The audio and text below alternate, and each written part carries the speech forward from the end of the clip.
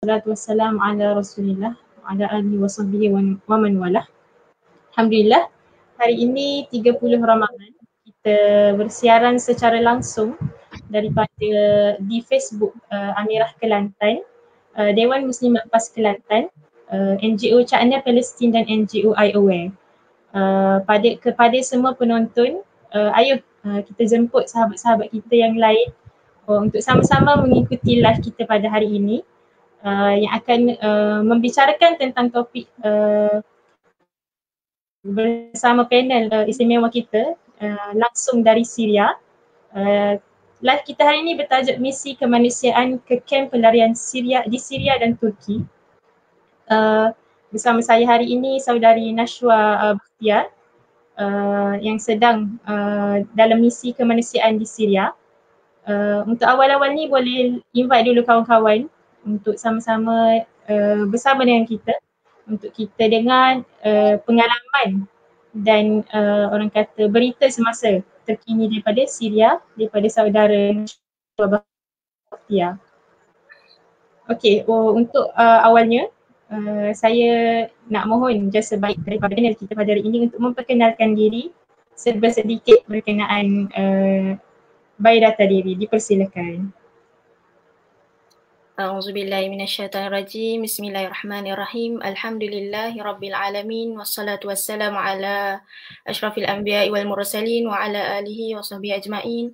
Rabbi shrah li sadri wa yassir li amri wahlul 'uqdatam min lisani yafqahu qawli.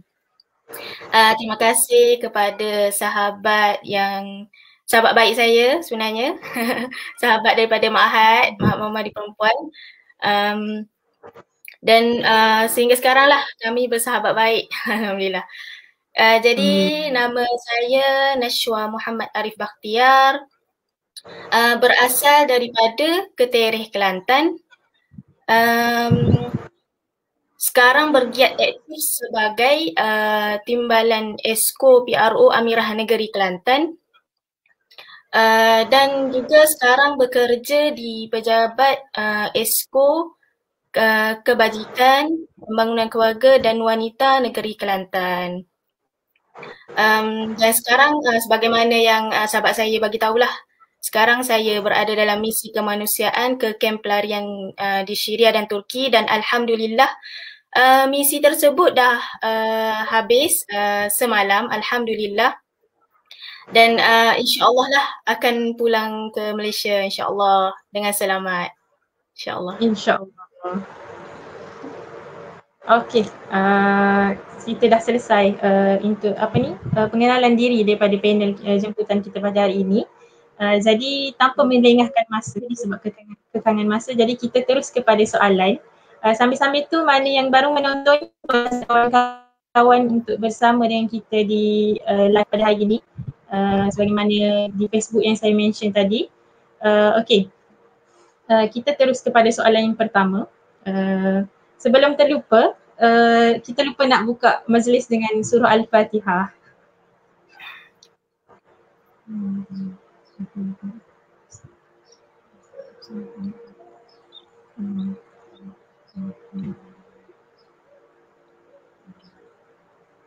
Okey, baiklah.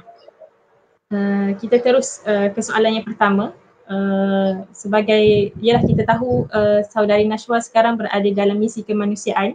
Jadi para penonton dan saya sendiri nak tahu bagaimana saudari Nashwa boleh mula berkecimpung dan bergiat aktif dalam bidang sukarelawan. A'udzubillahi minasyaitonirrajim. Bismillahirrahmanirrahim. Innalladzina amanu وَالَّذِينَ هَاجَرُوا وَجَاهَدُوا فِي سَبِيلِ اللَّهِ أُولَٰئِكَ يَرْجُونَ رَحْمَةَ اللَّهِ وَاللَّهُ غَفُورٌ رَحِيمٌ.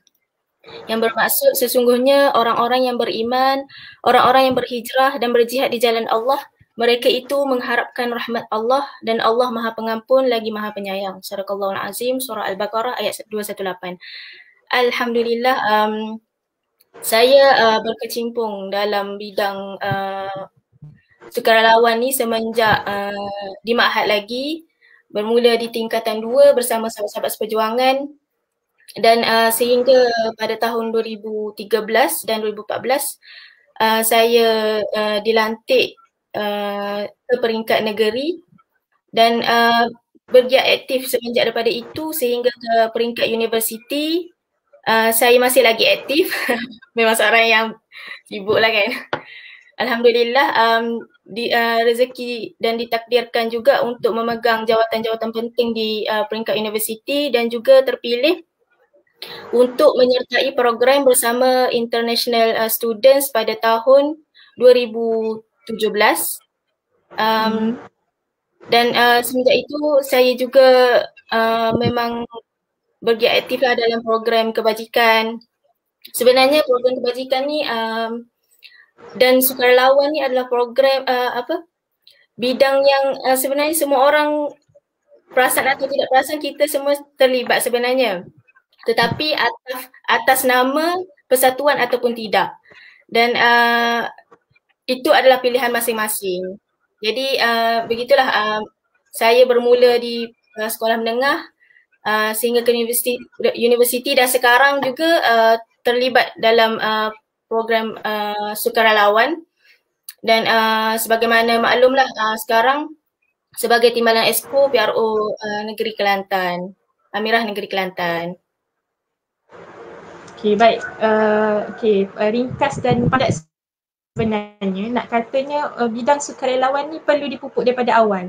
Ada orang minat daripada bangku sekolah masa saudari Nashwa. Ada orang bila ke universiti baru terdedah dengan bidang sukarelawan. Jadi sebenarnya benda ni sangat dekat dengan hati kita sebab secara tak langsung bila pergi program komuniti, program di universiti, jumpa masyarakat dan sebagainya, kita sebenarnya secara tak langsung terlibat dengan aktiviti sukarelawan. Dan benda tu sebenarnya sangat membantu kita untuk membina networking dengan masyarakat setempat untuk tahu tentang masalah-masalah yang berlaku dalam masyarakat dan dapat pengalaman. Memang banyak pengalaman sebenarnya kalau kita kongsikan tentang bidang sukarelawan. Ada orang sebagai contoh saudari Nashwa katakan tadi kan, sekarang dapat pengalaman ke Syria dan sebagainya. Jadi sebenarnya pengalaman tu yang mahal. Jadi orang kata pengalaman tu tak boleh dibeli kecuali orang yang berada dalam bidang sukarelawan. Okey, seterusnya kita ke soalan yang seterusnya. Bagaimana boleh terlibat dengan misi The Forgotten Woman di Syria ni lah. Okay, terima kasih Haziko. Sebenarnya misi ni adalah penyertaan proses pelapis intern di bawah Akademi Balkis, iaitu Akademi Kepimpinan Balkis di dalam negeri dan di peringkat antarabangsa. Dan misi kemanusiaan ni insya-Allah lah mematuhi SOP norma baru kan, sebab yalah bila kita di luar negara orang kata macam tak takut ke luar negara lagi bahaya, banyak kes kan. Tapi insya-Allah lah kami cuba untuk mematuhi SOP. Walaupun tough tapi kami cubalah. Dan saya ucapkan terima kasih kepada Wabi Datuk Hajah Mumtaz Muhammad Nawi selaku Esko Kebajikan Pembangunan Keluarga dan Wanita kerana telah memberi peluang dan ruang kepada anak muda seperti saya, dan insyaAllah peluang dan ruang juga terbuka kepada sahabat-sahabat lain insyaAllah untuk next time lah insyaAllah. Dan kami juga untuk misi ni kami juga menjalankan kerjasama dengan Darul Khair Malaysia yang mana NGO Darul Khair Malaysia ni menerima jemputan daripada Gaziantep University, iaitu universiti di Turki lah, untuk bersama-sama dalam program khusus pendidikan dan pembangunan wanita yang wanita Syria lah, wanita pelarian Syria yang mana mereka merupakan IDP, iaitu internally displaced person dan pelarian Syria. Maksud IDP ni ialah orang-orang yang terpaksa mencari perlindungan di negara lain. Maksud saya tempat lain dalam negara sendiri. Mungkin disebabkan runtuhan rumah mereka ataupun keluarga mereka dibunuh ataupun ditangkap dan sebagainya. Dan maksud pelarian Syria iaitu pelarian. Maksud pelarian orang yang terpaksa berhijrah ke luar negara akibat tekanan kehidupan mereka yang mendesak.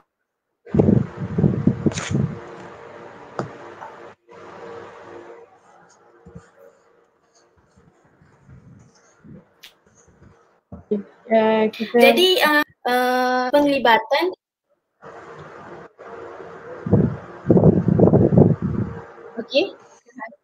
Okey, boleh teruskan.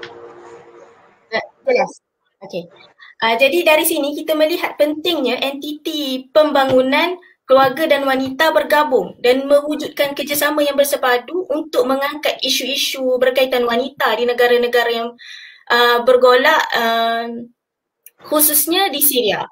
Dan di sini juga kita melihat pejabat Esko Wanita Kelantan sendiri mengambil inisiatif proaktif dengan mengadakan kerjasama dengan NGO seperti Darul Khair, NGO iAware, Akademi Balkis, NGO Cakna Palestin, yang mana NGO ini menjalankan kerja-kerja kebajikan, program advokasi dan program pembangunan kepimpinan di peringkat nasional dan antarabangsa bagi menangani isu-isu berkaitan wanita. Jadi kita melihat very pentingnya kerjasama ini.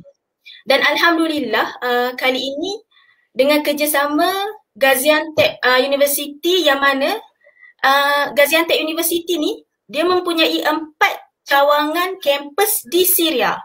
Dan yang mana kami takjubnya, universiti ini mempunyai akreditasi. Maksudnya bukan U yang biasa-biasa, tetapi ada pengiktirafan.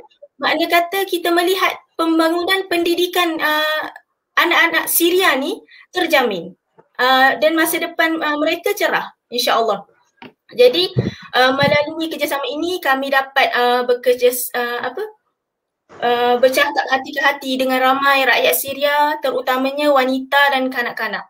Kenapa penekanan kepada wanita dan kanak-kanak? Kerana kebanyakan misi, kebanyakannya penyaluran bantuan diberikan kepada ketua keluarga ataupun anak-anak lelaki, dan penglibatan wanita ni kurang walaupun mereka juga adalah pelarian. Jadi itu fokus kami. Sebab itulah kami menamakan misi ini The Forgotten Woman. Ataupun wanita-wanita yang dilupakan. Bukan bermakna kita melupakan mereka, tetapi disebabkan orang kata orang Syria ni dia sifat malu dia tinggi. Kalau mungkinlah Aziko sendiri berpengalaman kan dengan orang Syria ni, wanita Syria ni bila tengok orang lelaki mereka kata malu untuk ambil gambar, apatah lagi kan sebab dia orang ajnabi. Jadi sebab itulah bila mana ada penglibatan daripada wanita dan dinamakan maksudnya fokus kepada wanita, jadi wanita-wanita Syria ni lebih terbuka untuk bercerita dengan kita. Bercerita dari hati ke hati. Dan pengalaman saya juga bila berhadapan dengan wanita-wanita Syria ni, bila mana mereka dengan kita saja, mereka lebih, orang kata lebih rancak bercerita. Dan bila kita kata cuba ceritakan keadaan dia lah, dan dia memang bercerita secara lebih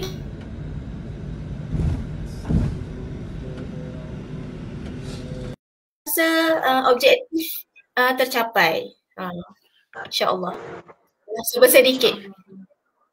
Memang orang kata saya sendiri pengalaman berada di Jordan, memang kita tahu orang Syria bila jumpa wanita Palestin, mereka sangat pemalu dan sangat lemah lembut. Jadi bila sebagaimana yang Nashwa ceritakan, bila mana bantuan berfokus kepada ketua keluarga, kaum lelaki, kaum wanita ni tak akan keluar ke depan sebab mereka ni sangat malu.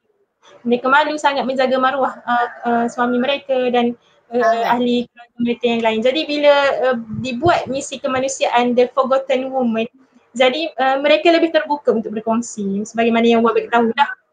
Jadi kita akan dapat cerita yang dari sisi perempuan, dari segi wanitanya bagaimana mereka menghadapi peperangan yang berlaku di Syria, kekacauan dan sebagainya. Jadi Betul. bila ada misi ni, kami di Malaysia pun dapat cerita yang dari sudut pandang yang berbeza daripada cerita-cerita yang biasa kita dengar dari kaum lelaki di sana. Jadi bila cerita dengan kaum perempuan, ianya lebih sampai ke hati. Perempuan dengan perempuan biasalah kalau kita bercerita curhat tu orang panggil memang lebih sampai sebenarnya. Jadi sangatlah saya kira misi kemanusiaan The Forgotten Woman ni sangat begitu dekat dengan hati kita, lagi-lagi wanita. Sebab bila ibu-ibu bercerita ni sangat menyentuh hati, lebih orang kata sampai ke hati kita lah. Okay. Seterusnya yelah dah sampai di Syria, dah sampai di Turki, dah sampai di kamp pelarian mereka di sana. Jadi boleh ceritakan sedikit apa aktiviti dan pengalaman yang manis maupun pahit sepanjang berada di kamp pelarian di Syria dan Turki. Okay, terima kasih Hazifah. Sebagaimana yang saya bagi tahulah, kami datang sini dengan kerjasama Universiti Gaziantep dan alhamdulillah rezeki kami bila kami ke Universiti Gaziantep ditakdirkan rektor Universiti Gaziantep sudi untuk menerima kunjung hormat daripada kami. Jadi alhamdulillah rektor universiti sangat mengalu-alukan kedatangan kami dan membuka ruang dan peluang, iaitu dia rektor bersetuju dan berbesar hati untuk mengadakan MOU dengan kita, dengan kami bagi membangunkan sebuah universiti yang lebih baik di Jarablus Syria. Sebab bila mana kita pergi ke universiti di Jarablus yang sedia ada, di sana rupanya dia berkongsi dengan sekolah dan U. Jadi kita melihat benda tu kata tak tercapai lah kan, sebab sesi pagi sekolah, sesi petang baru universiti. Bayangkan kalau kita sendiri bila kita sebagai mahasiswa di universiti kan, bagaimana padatnya kelas kita dari pagi sehingga petang, kadang-kadang sampai malam. Tapi mereka hanya berpeluang waktu petang sahaja, sesi petang sahaja. Jadi keperluan untuk bangunan baru sangat-sangat diperlukan. Jadi insya-Allah lah jika dipermudahkan dan ditakdirkan, kita akan bersetujulah untuk mengadakan MOU insya-Allah jika ada rezeki. Dan selain itu, di sini juga kami bersama dengan NGO terbesar di Turki lah, iaitu IHH, NGO IHH, yang mana kami masuk ke kamp-kamp pelarian Syria dengan IHH lah, antaranya ke Idlib. Ke Idlib kami berpeluang ke sana, alhamdulillah dipermudahkan. Tim saya kata rezeki lah. Sebelum ni kata setiap checkpoint tu ketat untuk masuk, tapi alhamdulillah rezeki berkat doa semua lancar alhamdulillah. Dan di Idlib kami mengedarkan membuat edaran food pack, roti, di mana sumbangan-sumbangan ini adalah sumbangan-sumbangan rakyat Malaysia alhamdulillah. Dan menariknya di tempat yang kami ziarah itu adalah tempat balu-balu syuhada dan anak-anak yatim sahaja. Jadi sebagaimana fokus kami lah, kita mahu bertemu dengan wanita dan melihat kanak-kanak Syria di kamp pelarian, dan di sana kami melihat sendiri dengan mata kepala sendiri bagaimana keadaan mereka, kesusahan mereka. Dan sebenarnya perjalanan kami ke sana juga memakan masa lebih kurang sebenarnya IHH kata 2 jam, tapi kami rasa macam 4 jam dengan menaiki bukit dan sebagainya. Allahu Akbar, memang sangat jauh tempat tu. Dan dalam perjalanan tu kami senyap je lah kenapa jauh sangat kan. Tapi dekat nak sampai barulah NGO IHH bagi tahu tempat ni dah terputus bekalan makanan selama sebulan. Maksudnya dalam bulan Ramadan mereka terputus bekalan makanan. Sebab orang kata bila mana pandemik ni berlaku dan berlaku juga lockdown di Turki. Jadi sumbangan daripada penyumbang tu makin kurang. Jadi di tempat-tempat jauh tidak dapat, mungkin tersekatlah untuk dihantar. Jadi rezeki kami, tim kami untuk hantar bantuan ke sana. Dan untuk pengetahuan semua, food pack ni, dalam food pack tu ada bahan makanan asas mereka lah seperti gula, barley, minyak, kacang, garam, makaroni, gitu. Jadi food pack ni juga insya-Allah lah boleh bertahan jika digunakan setiap hari, bertahan selama 15 hingga 16 hari insya-Allah. Dan food pack ni juga antara sumbangan daripada NGO Cakna Palestin sendiri. Terima kasih NGO Cakna Palestin. Dan kami juga cuba berusaha lah sebab kita pergi bulan Ramadan kan. Jadi kita orang cubalah usaha untuk berbuka puasa dengan pelarian-pelarian Syria ni kan. Sebab nak masuk dah susah. Jadi kita cuba. Tapi kerana isu keselamatan tak ada rezeki untuk kami berbuka dengan mereka. Dan tu di Idlib. Jadi Idlib tu sempadan Turki di Reyhanli dan kemudian kami bergerak ke Kilis. Sekarang saya berada di Kilis, 2 kilometer dari sempadan Syria. Dan di Kilis ni, sempadan Syria Babu Salam, kami ke perkampungan Azaz yang mana antara tempat yang paling kami rasa sayu dan sedih lah semestinya di Azaz, iaitu kem pelarian di sana adalah kem pelarian yang pertama semenjak berlakunya peperangan dan pergolakan di Syria. Dan sebagaimana yang semua tahulah, pergolakan dan peperangan di Syria ni berlaku pada tahun 2011, bermakna pada tahun ini sudah 10 tahun, iaitu 1 dekad Syria dalam peperangan dan pergolakan. Dan yang sedihnya lagi, penempatan kem ni seramai 10,000 pelarian. Bayangkan betapa ramainya dan bayangkan selama 10 tahun mereka berada di kem pelarian tersebut. Dan bila saya tengok, ya Allah, memang macam lautan. Yelah bayang penuh kem di sana. Penuh khemah di sana dengan 10,000 pelarian. Memang sedih dan di sana ada kami dibawa ke atas untuk melihat dari atas lah. Dan kanak-kanak di sana melambai-lambai kami dan sayu jugalah bila mana ada anak-anak yang meminta duit, tapi kami tak berpeluang untuk bagi sebab bila bagi orang lain akan nak. Itulah orang kata rasa bersalah. Bila kita kalau dekat Malaysia kalau ada seorang bagi kita boleh bagi kan. Tapi dekat Syria begitulah keadaannya. Kalau ada yang minta kita tak boleh sewenangnya bagi sebab kalau bagi seorang kena bagi semua. Itu. Jadi di Kilis di situlah di Azaz dan di Jarablus. Jarablus ni kami dibawa ziarah ke Universiti Cawangan Universiti di sana lah. Dan di situ kami dibawa juga ke tapak pembinaan universiti yang baru yang lebih selesa untuk pembangunan pendidikan rakyat Syria di Jarablus. Dan juga kami dijemput untuk membina sebuah perpustakaan yang mesra keluarga.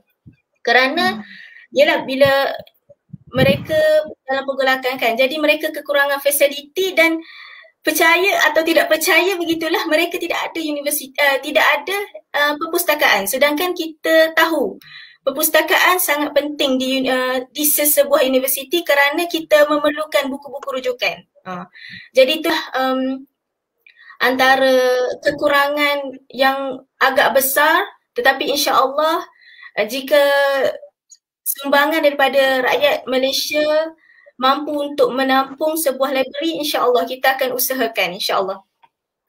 Dan pada masa yang sama, apabila kita berbual dengan pelajar-pelajar Syria ni, rupanya ada di antara mereka yang duduk di khemah. Dan khemah tu jarak dia 25 kilometer. Allahu Akbar. Bayangkan usaha mereka untuk hadir juga ke universiti untuk menimba ilmu dan mendapatkan pendidikan yang baik.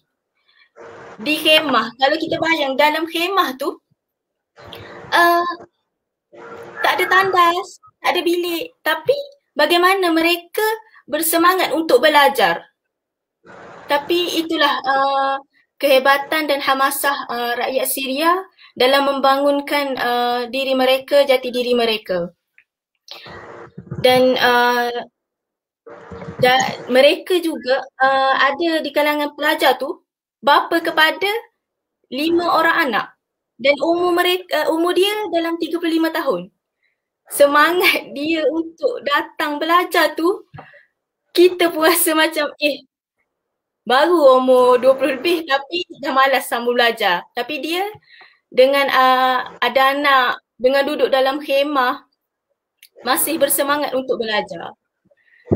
Jadi itulah antara orang kata iktibar lah kan untuk diri sendiri, yang mana kita pun selesa belajar di Malaysia sedangkan mereka bersemangat walaupun dalam kesusahan untuk belajar. Jadi itu kisah di Jarablus lah. Dan di Turki sebab kita alhamdulillah rezekilah boleh masuk ke Syria melalui 3 sempadan iaitu Idlib, Azaz dan Jarablus. Dan kami juga menjalankan misi kemanusiaan dalam Turki, yang mana dalam Turki juga ada pelarian-pelarian Syria. Dan antara tempat yang kami pergi adalah di Mardin.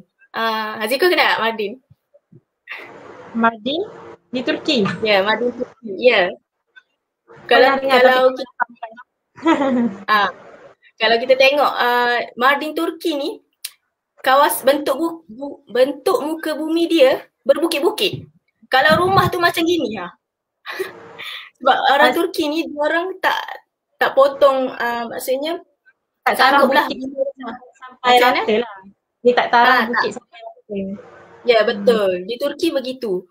Jadi di Mardin kita boleh tengok rumah dia macam menaik. Jadi macam mana? Duduk di lereng bukit lah kira. Ya, betul. Jadi kesusahanlah kita untuk bawa kata footpath tu memang berat lah kan untuk kita bawa naik ke satu-satu rumah tu. Jadi menariknya di Turki ni ialah lain tempat lain lah caranya kan. Menariknya di Turki, di Mardin ni kami PIC di sana mencadangkan untuk memberikan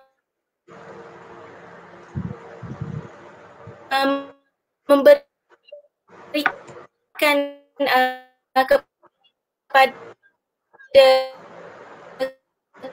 klinikan. Maksud itu nilai. Okey, jelas? Line slow.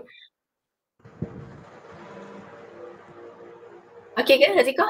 Okey. Boleh teruskan. Okey.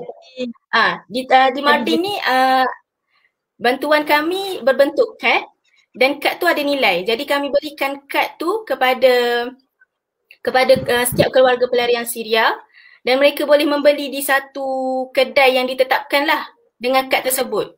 Macam kad Touch and Go. Kad Touch and Go. So diorang senang lah pergi ke sana, apa yang diorang nak diorang boleh ambil.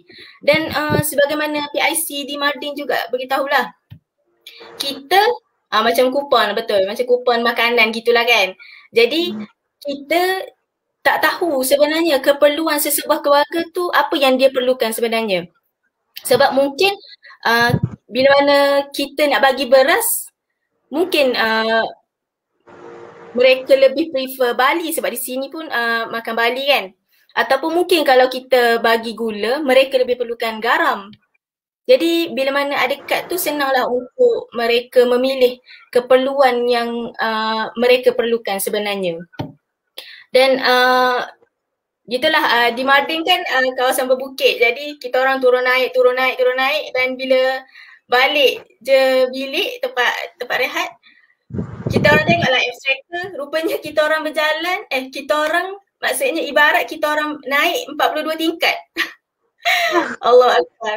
Tapi sebenarnya itulah orang kata nikmatnya kerja sukarelawan ni, sebabnya bila mana kita dalam fasa buat kebajikan, buat kerja sukarelawan, kita tak rasa penat. Nikmat tu Allah yang bagi kan. Jadi bila balik tu baru kita rasa, oh ya Allah sakitnya satu badan. Naik 42 tingkat. Kalau pejabat ada tingkat setinggi tu pun kita tak akan pilih lah kot tangga.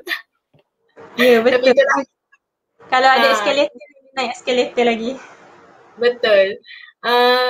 Dan itulah specialnya di Mardin tu. Dan di Kilis juga, alhamdulillah hari terakhir, iaitu 2 hari sebelum ni lah, alhamdulillah kami berjaya mengadakan iftar bersama anak-anak yatim di Kilis, alhamdulillah. Dan saya kira ni adalah pengalaman yang manis juga. Dan kerana di sini kami bersama dengan anak-anak yatim di pelarian Syria di sini, dan juga bersama dengan bal-balu syuhada. Dan tajaan iftar di anak-anak rumah anak-anak yatim di Kilis ni adalah tajaan daripada Amirah Negeri Kelantan. Terima kasih Amirah Negeri Kelantan kerana telah menaja, dan alhamdulillah rezeki kepada anak-anak yatim seramai 70 orang. Dan disebabkan kata pandemik COVID-19 ni, jadi kami mengambil cara dengan split lah. Maksudnya bahagi 2. Hari ni dalam 40, esok semalam 40, hari ni dalam 30 lebih, macam tu. Jadi dan saya kira penutup yang sangat-sangat, alhamdulillah kami syukur kerana kami berjaya membuat solat hajat bersama anak-anak yatim. Dan antara rasa saya juga, doa yang dipanjatkan dalam solat hajat itu, yang pertama adalah kepada Palestin sendiri, dan yang kedua dimakbulkan hajat kepada penyumbang-penyumbang misi ni, dan juga kepada kesejahteraan Bumi Syam sendiri. Dan sebenarnya bila kita dengar doa mereka mengaulakan rakyat Palestin, yang mana rakyat Palestin sekarang dalam fasa yang sangat getir. Dan kita tengok bagaimana rakyat Syria ni ikram saudara-saudara kita. Dan itulah sebab yang kita tahu kan, rakyat Syria juga dalam pergolakan, dan mereka juga dalam keadaan tidak stabil, tetapi masih memikirkan saudara-saudara mereka di Palestin. Dan itulah antara doa yang sangat rasa sayu. Dan dalam hadis Nabi juga ada menyebutkan, kita ibarat satu jasad. Jika satu jasad sakit, maka akan merasa satu tubuh kan. Begitulah kita umat Islam. Specialnya umat Islam ni, walau di mana kita berada, bila mana ada orang Islam yang sakit, kita akan merasa kesakitan tu. Dan saya rasa macam lama pula kan. Jadi untuk soalan pengalaman manis, pengalaman manisnya bila mana rezeki untuk iftar dengan anak-anak yatim tu lah. Sebab Allahu Akbar, nak kami sangat-sangat berusaha untuk iftar bersama rakyat Syria, tapi sangat susah kerana pandemik COVID-19 dan lockdown di Turki. Dan alhamdulillah, Masya Allah, rezeki kami 2 hari iftar sebelum kami pulang ke Malaysia, alhamdulillah. Dan itu saya kira pengalaman yang paling manis lah. Dan bila mana kita dengan anak yatim ni, kita akan rasa lebih kasih sebab mereka sangat memerlukan kasih sayang kan. Dan kita nak dapat melihat sendiri anak-anak yatim Syria ni sangat sangat memerlukan kasih sayang, terutamanya daripada kita sendirilah, gitu. Dan pengalaman pahit bila mana kami dibawa ke satu camp Haramain di Azaz, di mana di camp tu ketika kami membuat pembahagian food pack, tiba-tiba ada seorang seorang ibu ni datang minta food pack tu dan bergaduh dengan PIC di situlah. Sebenarnya bukan salah ibu tersebut. Fokus kami, bukan fokus, maksudnya kami mengutamakan balu-balu syuhada dan anak-anak yatim di situ, dan ibu tersebut mungkin sudah mendapat bantuan ataupun mungkin sudah mungkin ada suami, jadi beliau tidak mendapat bantuan ni. Tapi bila saya tengok dia bertengkar dengan PIC tu, kami rasa terkejut sebab tak pernah kami melihat wanita Syria seagresif tu. Tapi kita fahamlah kan, keperluan yang mendesak beliau menyebabkan beliau seagresif begitu. Dan yalah, kita boleh nampaklah betapa susahnya, betapa sukarnya rakyat Syria dalam meneruskan kehidupan mereka dengan tinggal di tempat yang orang kata syuaya-syuaya, maksudnya macam tempat yang kita sendiri tidak akan memilih tempat tersebut. Allahu Akbar. Sangat-sangat rasa sayu, dan kami bersyukurlah dengan sumbangan-sumbangan daripada rakyat Malaysia menunjukkan sokongan dan dokongan kepada rakyat Syria. Terima kasih Malaysia. Alhamdulillah. Okey, sangat panjang lebar cerita pengalaman ni, memang kalau sehari pun belum tentu habis. Sebab itulah 10 hari nak digabungkan dalam 1 jam memang tak cukup. Rasa nak cerita semua benda. Tapi ialah kita dalam keadaan yang memang pilih lah tu. Satu camp je, satu tempat. Memang tak semua. Ya, sebab orang kata lepas ni mungkin boleh kita buat lagi live yang berikutnya untuk sharing tentang pengalaman lain juga. Dan sekarang ni pun rasa macam sayu kita dengar bila Wah mula cerita yang ada satu kamp pelarian yang dah banyak hari, dah sepanjang Ramadan ni tak terima bantuan. Kita ni yang dekat Malaysia puasa sehari pun dah rasa bila nak berbuka kan. Kita dah duk fikir nak berbuka makan apa. Baru pagi dah fikir nak berbuka makan apa. Bila tengah hari dah mula rasa lapar. Bayangkan orang yang mungkin dah berhari-hari tak dapat makanan atau hari-hari makan hanya ada makanan sangat sedikit, bekalan makanan yang sangat terhad, terpaksa catu, terpaksa orang kata yelah sangat-sangat orang kata tak ada orang panggil sumber, tak tahu nak orang Kelantan panggil tak tahu nak gagam mana makan ni. Kalau kita ni dekat Malaysia tak ada makanan, masih lagi ke kedai dan sebagainya. Mereka sangat terhad. Kalau tak dapat bantuan memang terpaksa lah mereka ni mencari apa yang ada. Sehingga saya teringat satu video yang di Palestin kalau tak silap saya, yang orang datang temu ramah seorang budak ni dan budak tu beritahu dia makan rumput. Jadi sangat menyedihkan. Kita kat Malaysia ni kalau diberi pilihan memang kita tak akan makan rumput. Sebab benda tu memang di luar tabi'i lah kita kira kan. Sebab dan banyak lagi makanan lain. Sebenarnya kita dekat Malaysia ni kena banyak bersyukur. Tapi saya terharu sebenarnya bila Wah kata bila solat hajat mereka masih mendoakan penyumbang-penyumbang. Kita ni kadang-kadang terlupa nak mendoakan saudara kita di Palestin dan Syria. Sebagaimana yang berlaku di Palestin sekarang, diserang bertubi-tubi. Kita sepatutnya sebelum mereka diserang lagi hari-hari patut mendoakan mereka kesejahteraan mereka. Kita tahu mereka ni diasak kiri dan kanan, tak ada tempat yang bergantung. Jadi hanya kita lah orang yang sepatutnya melihat kekejaman ni, mendoakan, memberikan bantuan semampu kita.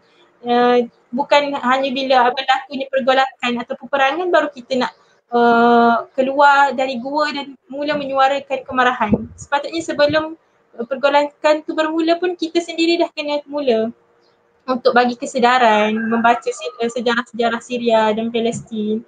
Dan kita tahu mereka ni sangat kuat sebenarnya berbanding kita. Kalau kita berada di tempat mereka mungkin tak mampu nak menghadapi situasi sebagaimana yang mereka hadapi. Jadi Allah tak membebankan sesuatu kaum melainkan dengan kemampuan mereka.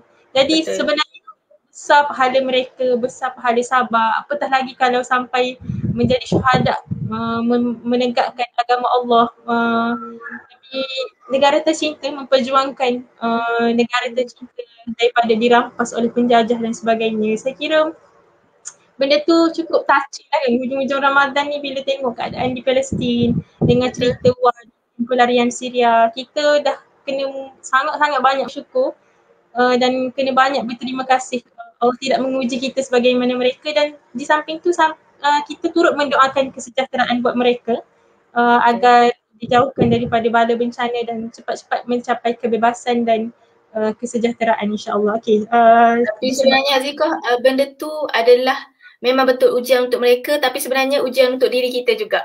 Bagaimana adakah kita ingat mereka, adakah kita mendoakan mereka, mendoakan kesejahteraan mereka, mendoakan kegembiraan buat mereka, mendoakan pembebasan buat mereka. Adakah kita berdoa?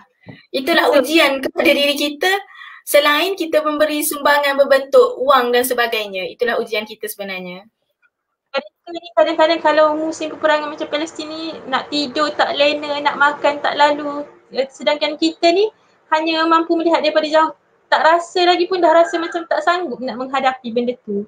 Tapi mereka ni masih lagi kuat nak menghadapi. Semangat juang mereka tu memang sangat kuat. Memang orang Arab ni kalau orang kata kalau dah berjuang tu sungguh-sungguh. Kalau macam kita ni bila yelah Malaysia ni kita dah spark berlaku peperangan di Palestin, kekacauan sebegini, barulah kita mula orang kata perjuangan kita ni bermusim. Bukan orang panggil tak berterusan.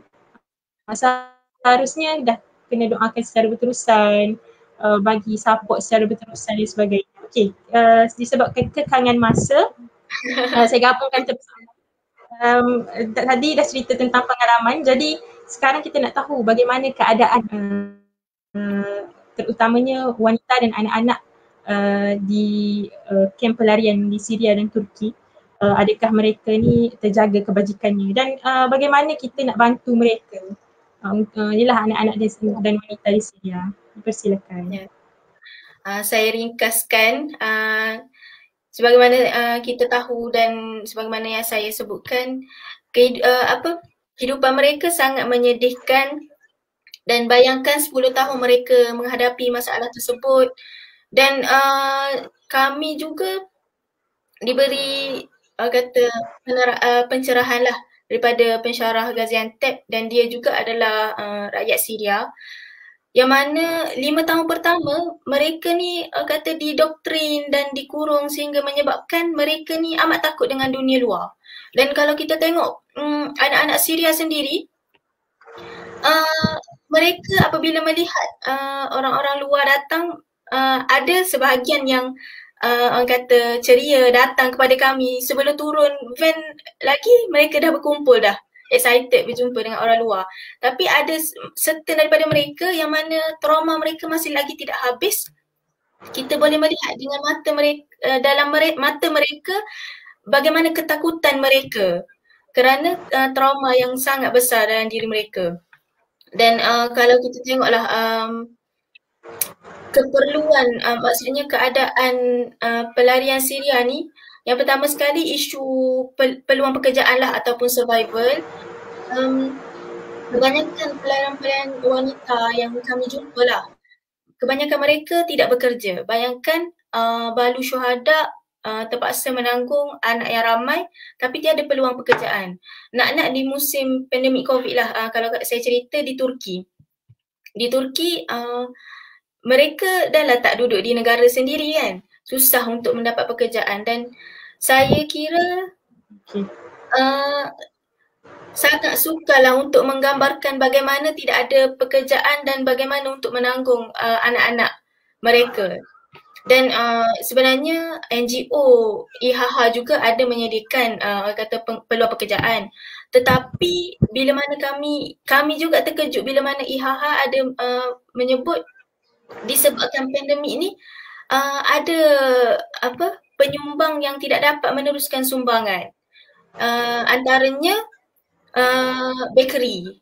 Kami dibawa melawatlah ke bakery tersebut dan sayangnya tempat ada tetapi tidak dapat beroperasi kerana tidak ada sumbangan untuk yang dapat diteruskan. Dan itulah antara cabaran-cabaran kepada wanita-wanita Syria. Dan yang kedua, isu yang mana mereka memerlukan keperluan makanan asas. Yalah, bila mana tak ada pekerjaan, bagaimana nak mendapatkan makanan asas kan? Dan keperluan asas juga seperti tempat tinggal, baju, confirm tempat tinggal yang biasa-biasa. Dan baju juga memang tak akan dapatlah baju baru kan, kecuali ada sumbangan-sumbangan daripada orang luar. Dan ada satu kisah seorang ibu ni bila mana rumah dia dibom dan suaminya nazak dalam bangunan tu, dalam rumah dia, dan kemudian meninggal. Dia dengan anak dia terpaksalah ikut orang ramai untuk ke satu tempat yang lebih selamat. Dan Allahu Akbar, besarnya ujian buat beliau ialah bila mana satu tempat dibom mesti ramai kan yang memerlukan tempat. Dan memang NGO ada menyediakan khemah, tapi khemah tu mungkin hanya tidak dapat didirikan dalam masa sehari, mungkin dalam 3 hari. Dan ibu tersebut tidur dalam atas tanah bersama anak-anak mereka. Dan bila mana dalam kesejukan, ibu tersebut membuka abaya yang dipakai tu dan membuat pelapik untuk beliau tidur. Itulah antara orang kata cabaran buat negara yang mengalami peperangan. Dan mereka tidak tahu bila tempat mereka akan dibom dan sebagainya. Dan yang ketiga adalah isu peluang pendidikan lah. Isu peluang pendidikan ni ialah pelayan-pelayan Syria ni diuji selama 10 tahun dan confirm lah pembangunan pendidikan dalam diri mereka ni dah ketinggalan jauh. Bila bayangkan pelarian, bila mana mereka pelarian, peluang untuk mendapat pendidikan tu mesti susah kan. Jadi itulah. Dan pensyarah yang saya sebut tadi, dia ada cerita yang mereka terpaksa memujuk anak-anak Syria ni untuk datang belajar. Dan pada awal peringkat mereka belajar tu, ada yang bawa pistol. Kenapa? Kerana mereka kata, tak boleh, kami perlukan pistol ni untuk melindungi diri kami. Nampak betapa traumanya mereka untuk menghadapi dunia luar. Dan pensyarah tu juga ada sebut yang pada awalnya hanya 3 orang sahaja pelajar wanita. Nak katanya mereka ni didoktrin untuk duduk di satu tempat, maka rasa untuk keluar ke dunia baru dan bersosial dengan orang ramai tu sangat sukar. Itulah ujian-ujian kepada mereka dalam membangunkan pendidikan dan jati diri mereka sendiri. Dan seterusnya isu keselamatan lah pastinya kan. Yalah, wanita ni sebenarnya sepatutnya dilindungi. Dan tapi kalau balu-balu syuhada bagaimana? Suami-suami mereka dah meninggal, dah syahid. Jadi mereka lah yang terpaksa melindungi mereka sendiri. Dan ada satu tempat tu yang saya hantar bantuan. Rupanya mak dia tak ada. Mak dia sakit dan terpaksa ke hospital dan yang tinggal hanya anak-anak kecil. Bayangkan. Anak-anak kecil ditinggalkan di satu rumah. Siapa yang menjaga mereka? Bagaimana keselamatan mereka? Itulah orang kata kesusahan dan cabaran kepada pelarian-pelarian Syria ni. Dan saya kira pengalaman-pengalaman ni membuatkan saya terfikir dan terdetik bagaimana mereka pada masa akan datang. Tetapi itulah perkara-perkara yang kita perlu take note dan perlu bantu, sokong dan dokong mereka dalam segenap hal. Dan soalan yang Hazikah tanya, apa yang kita boleh bantu untuk wanita dan kanak-kanak, pastinya yang pertama sekali adalah isu pendidikan. Mungkin kita boleh bantu dengan menaja perbelanjaan anak-anak yatim Syria ni melalui keluarga masing-masing supaya keperluan asas mereka seperti makanan mereka dapat. Dan juga dalam isu pendidikan ni, sebagaimana yang saya bagi tahulah, pensyarah Universiti Gaziantep mencadangkan agar membuat satu library kan. Dan kami juga, tim kami ada berbincang dan kami bersetuju kita nak membangunkan satu madrasah ni susah. Jadi mungkin kita boleh membuat satu library untuk mereka menimba ilmu melalui buku-buku di situ. Dan sebagaimana yang kita tahulah, library juga adalah kata permulaan bagi gedung ilmu kan. Sebab ada buku yang akan ditetapkan dan insya-Allah jika ada rezeki kita akan memulakan di satu tempat di Cafe Lozin. Di situ ada shelter, maksudnya satu perkampungan, satu tempat binaan yang lebih baik kepada rakyat Syria, yang mana 100 orang, 100 keluarga tinggal di situ. Dan insya-Allah ada rezeki kita akan buat permulaannya library di situ insya-Allah. Dan library ni menelan kos sebanyak dalam 10,000 sehingga 12,000. Tapi insya-Allah lah jika ada rezeki buat mereka, insya-Allah rancangan ini akan berjaya insya-Allah. Dan seterusnya bila kita memikirkan bagaimana peluang pekerjaan buat balu syuhada ni, mungkin boleh bagi latihan vokasional buat mereka bekerja dan meneruskan kehidupan mereka secara lebih teratur lah.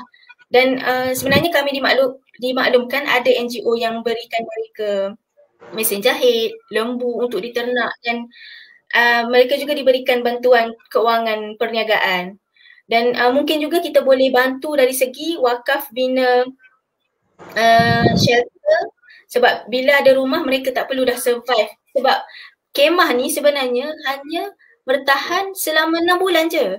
Yelah dengan hujan panas kan. Jadi memerlukan kemah yang baru, sejuk. Jadi itulah antaranya. Dan untuk long termnya kita mungkin boleh sumbang buat sumbangan kepada kilang roti ataupun kilang tepung supaya apabila kilang ni beroperasi, maka mereka memerlukan pekerja dan ini membuka peluang pekerjaan. Dan kita boleh juga wakaf kepada madrasah dan wakaf kepada rumah anak-anak yatim dan seterusnya. Secara short termnya sebagaimana yang kita buat lah, iaitu bantuan food pack, hygiene kit dan tajaan pakaian anak yatim. Itulah antaranya insya-Allah. InsyaAllah, saya kira sangat besar tanggungjawab kita sebagai orang yang mampu untuk membantu rakyat di Syria yang sangat memerlukan pada ketika ini dengan kekurangan makanan, keperluan asas, dengan tempat tinggal yang serba daif dan sebagainya. Saya kira tak dapat dibayangkan. Kita ni kalau pergi camping, duduk dalam khemah tu pun dah rasa panas dia, bahang dia. Bayangkan mereka ni duduk musim sejuk dalam khemah, musim panas dalam khemah.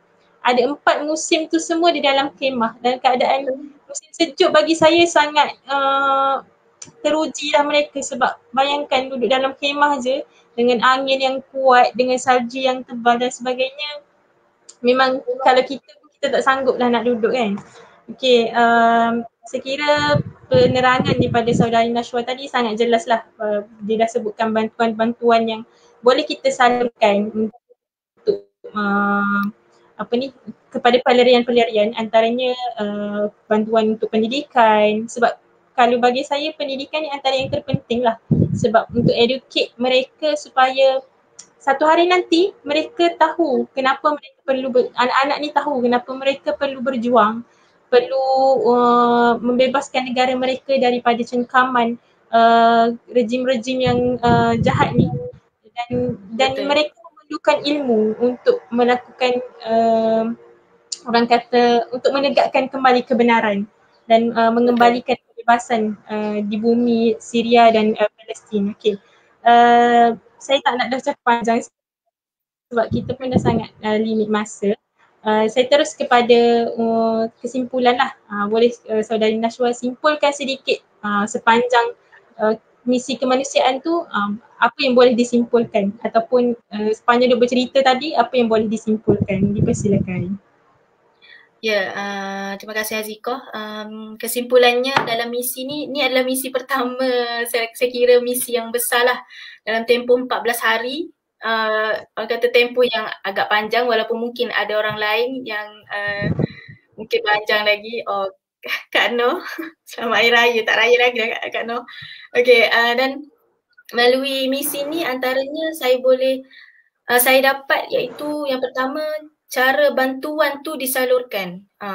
Sebab kita tidak boleh menyalurkan bantuan dengan sewenang-wenangnya dan kalau boleh kita salurkan bantuan dengan kepada melalui NGO yang betul lah dan tepat kan, sebab kita tak naklah bantuan kita tak sampai kan. Dan yang kedua, bagaimana tindakan ketika misi dan pengurusan misi tersebut. Sebab nak menguruskan satu-satu misi ni bukan mudah sebenarnya dan pengalaman tu saya dah merasai sendiri dan mungkin orang lain lebih banyaklah pengalaman, tapi itulah pengalaman saya.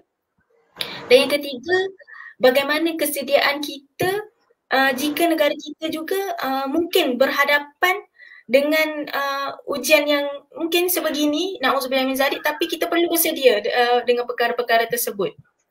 Sebab nanti kita akan loss, kita tak bersedia, itu mungkin akan membuatkan kita lagi susah kan. Itulah.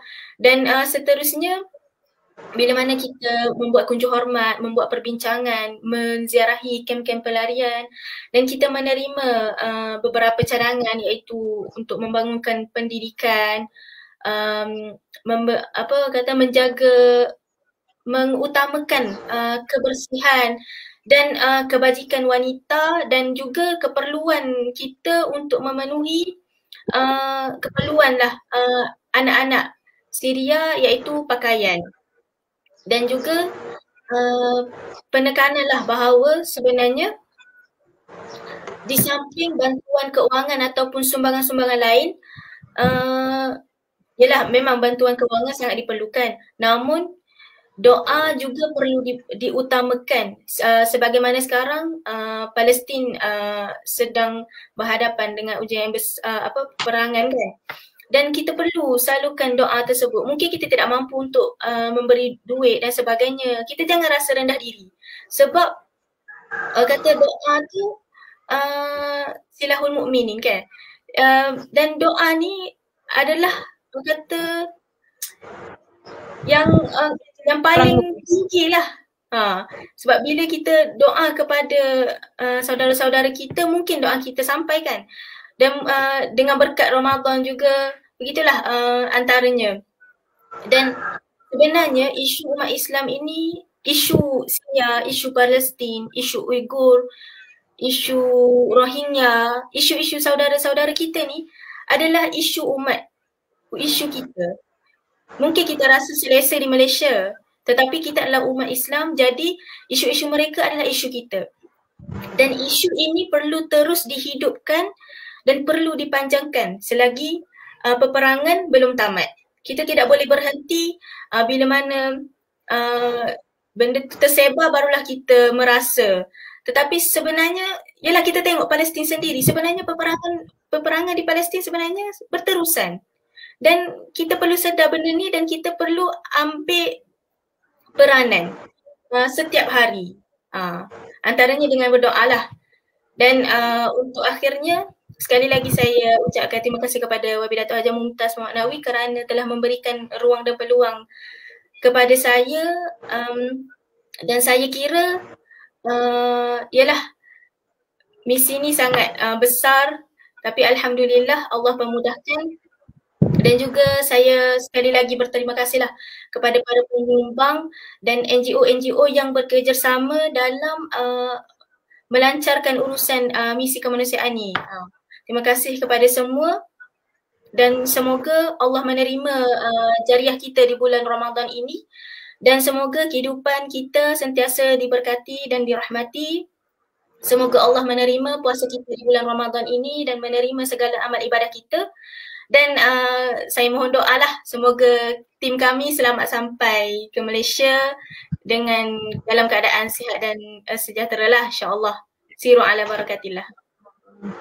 Alhamdulillah, akhirnya kita dah sampai ke kesimpulan dan kita dah dengar kesimpulan daripada saudari Nashwa. Mak kata Nashwa, isu yang berlaku di Palestin dan Syria sebenarnya bukan isu mereka tetapi isu umat Islam. Kita semua perlu bersatu mempertahankan bumi Syam daripada penjajah dan rejim yang kejam. Okey. Saya kira saya mohon maaf pada yang tanya soalan di ruang komen live kita kerana saudari Nashwa tengah kejar flight untuk balik ke Malaysia. Jadi soalan tu insya-Allah saudari Nashwa akan jawab mungkin dibalas komen tersebut. Jadi boleh take note lah, Nashwa boleh take note mana-mana soalan yang perlu dijawab. Jadi saya ucapkan ribuan terima kasih pada saudari Nashwa kerana dalam kekalutan nak bersiap untuk pulang ke Malaysia masih lagi sempat untuk live daripada sana. Terima kasih juga kepada semua Amirah Negeri Kelantan, Muslimat PAS Negeri Kelantan, NGO Cakna Palestin dan NGO iAware atas penganjuran live pada hari ini. Okey, pada akhirnya terima kasih kepada saudari Nashwa. Sebelum kita mengakhiri live kita pada hari ini, kami akan menayangkan 2 video tentang Palestin, iaitu video serangan ke Gaza daripada rejim Zionis dan video serangan balas daripada Brigade Al-Qassam. Sebelum tu saya nak ucapkan terima kasih jugalah kepada Amirah Negeri Kelantan dan NGO-NGO lain yang sudi membuat live lah daripada saya Turki. Terima kasih. Sama-sama. Moga selamat pulang. Allahu Akbar. Atal Labib hadol, Atal Labib, Allahu Akbar. Allahu Akbar. Allahu Akbar. Allahu Akbar. يا أولاد الكلب الله أكبر على تل أبيب على تل أبيب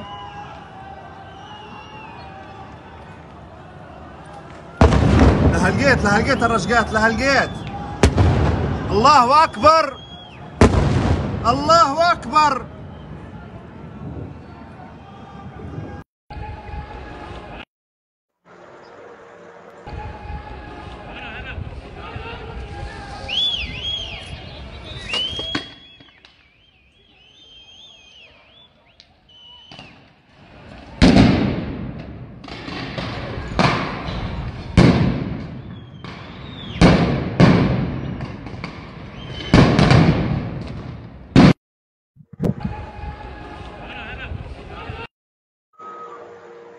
Okey, sebentar tadi telah kita saksikan video serangan balas Brigade Al-Qassam ke atas negara haram Israel dan video serangan balas daripada rejim Zionis terhadap Masjid Al-Aqsa.